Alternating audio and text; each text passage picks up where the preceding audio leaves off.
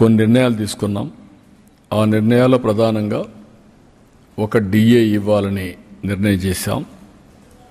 November 1 నుంచి ఇంకొక 10 రోజులు ఉంది. నవంబర్ 1 అకౌంట్లో అడ్జస్ట్ చేసి ఈ ఒక డిఏ ఇస్తాం.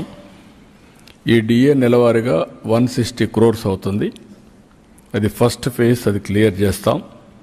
ఎర్న్ లీవ్ కూడా పోలీసులకు మాత్రం ఒక 1 ఇన్స్టాల్మెంట్ క్లియర్ చేస్తాం. 50-50 అంటే సగం 105 కోట్లు నవంబర్లో ఇచ్చి 105 కోట్లు జనవరిలో ఇస్తాం. రెండోది, వీళ్ళు హెల్త్ దీనికి కాంట్రిబ్యూట్ చేస్తున్నారు.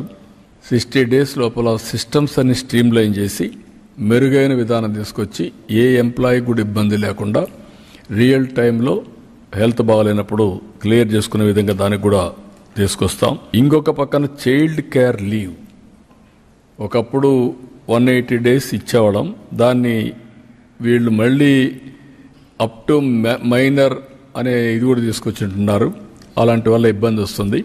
అందుకే ఈరోజు ఆలోచించింది చైల్డ్ కేర్ లీవ్ అనేది 180 days వాళ్ళ రిటైర్మెంట్ వరకు ఎప్పుడైనా ఉపయోగించుకున్నట్టుగా అది కూడా ఇస్తున్నాం.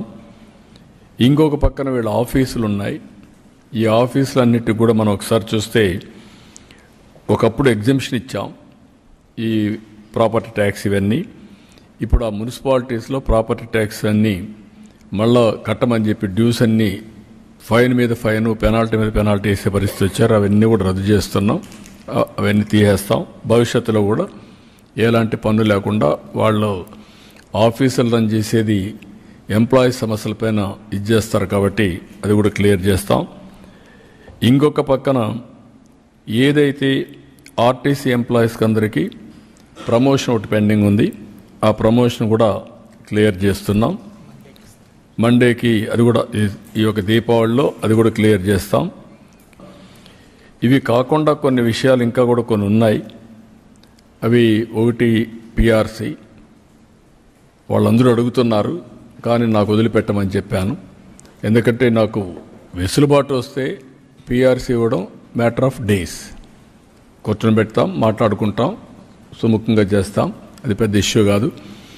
అందుకని కొంచెం టైం తీసుకొని అది కూడా చేస్తానని చెప్పాను.